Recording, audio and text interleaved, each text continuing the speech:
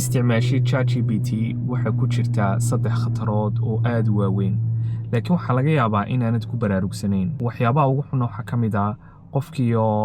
khatar ku jira laakiin aan ogeyn khatartaasi waxay tahay oo waa laba shay oo aad u kala duwan marka wixii ogtay iyo markaanad ogeyn saddexdan qodob wax weeyaan markaasi ta ugu horeysa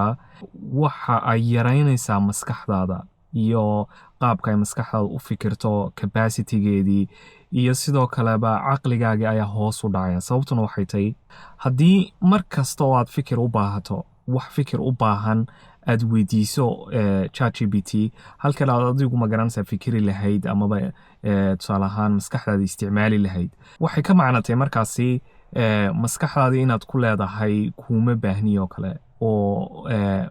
qof kale amaba shay kale ayaan wakiishay oo ii fikiraya maskaxdu caadi ahaan waxay ku kobcdaa amaba ay ku kortaa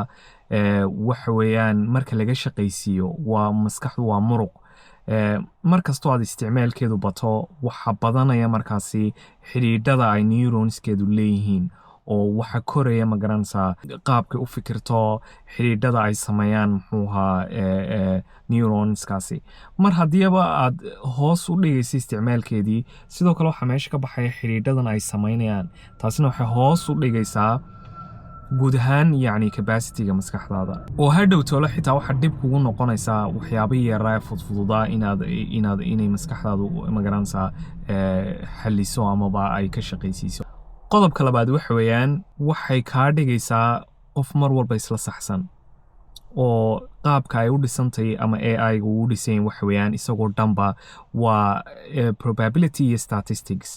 yacni waxay sii cabirtaa kelmadda aad ku hadli doontid ama kelmadda aad qori doontid iyadoo markaasi isticmaalaysaa daatadii aad magaranaysaa la wadaagtay conversationadaadii hore chatskaagii hore waxaasoo dhan wada sheekaysigaagii hore aad la yeelatay historygaagii chatadkaagii waxaagii oo dhan ayay markaasi uu ka sii cabir qaadanaya waxa aad ku hadli doontid taasi marka waxay keenaysaa inuu kuu noqdo uu ku maqashiyo waxaad doonaysid adu inaad maqashid oo nacam loo kale ayaa lagu cabiri karaa oo mar kastoo aad doonaysid inaad tusaale ahaan arrin kala sheekaysatid arrinta aad kala sheekaysanaysaa badanka maaha mid scientific saxsan qaabka uu kuugu jawaabaya wuxuu kuugu jawaabayaa qaabka uu isagu doonayo inaad adu maqashid taasi waxay keenaysaa marka waxyaabo badan oo halis ah sababtaa wuxuu ku siin karaa information khaldan riski ku noqon karaa muxuu ahaa caafimaadkaaga oo kale ku noqon karaa tusaale ahaan waxyaabo badan sidaa awgeed iska fiiri yacni informationka aad ka helayso kama dhigna 100% mar walba uu saxsan yahay waa inaad markaasi eegtaa oo isticmaashaa external resources kale oo aad hubisaa waxaan uu kuu sheegayo inuu sax yahay amaba inuu qalad yahay sababtaa waxay keeni kartaa inaa information khaldan aad adigu haysatid inuu saxsan yahay taasina hadhow ay keento inaad isticmaashid informationkaas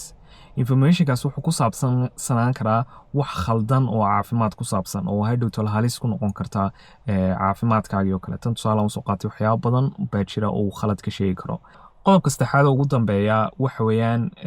privacy-gaaga yacni dadka qaar waxay moodayaan in wax kastoo ama wada sheekaysigan ay la leeyihiin ama chatkan ay la samaynayaan inuu yahay mid aan la arki karayn oo u dhexeeya muxuu ahaa qofkaas iyo markaasi meesha ar uu ku qorayo dadku waxay u malaynayaan in muxuu ahaa wax kastoo aad la wadaagtaa uu yahay wax aan bannaanka u bixi karin oo muxuu ahaa loo keydiyey amaba private ay wuxuuyey oo aanay cid kale arki karin laakiin xitaa haddaad xidhay oo aad soo xidhay in conversationskaaga amaba chatskaagu ay private kuu noqdaan adiga laakiin haddana macluumaadkani waa mid la heli karo oo weliba la isticmaali karayo si markaasi loo fahmo qaabkaad u fikirto si loo fahmo meelahaad tagto si loo fahmo waxaad qabatid si loo fahmo maxaad ka shaqaysaa yacni waxa uu gacanta ugu jiraa quwado kale oo u isticmaali kara interestkooga sidaa awgeed waa inaad ka taxadirtaa yacni informationka aad la wadaagayso dad baa iminka jira oo anaan u arkayba waxay markaasi sameeyaan wax aanay dadka la wadaagi karin oo ama asxaabtooda la wadaagi karin familigooda la wadaagi karin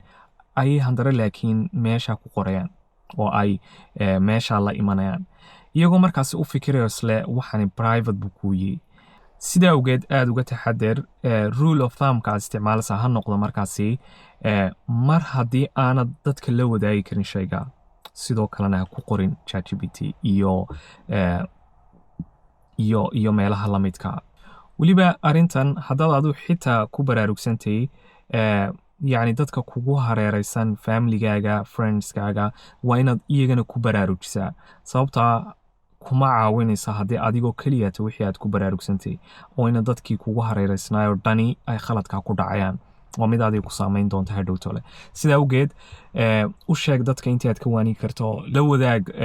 u sheeg yacni ka baraaruji oo yacni u sheeg in magaranaysaa waxani uu ammaankooda khatar ku noqon karo caafimaadkooda khatar ku noqon karo iyo waxyaabahaas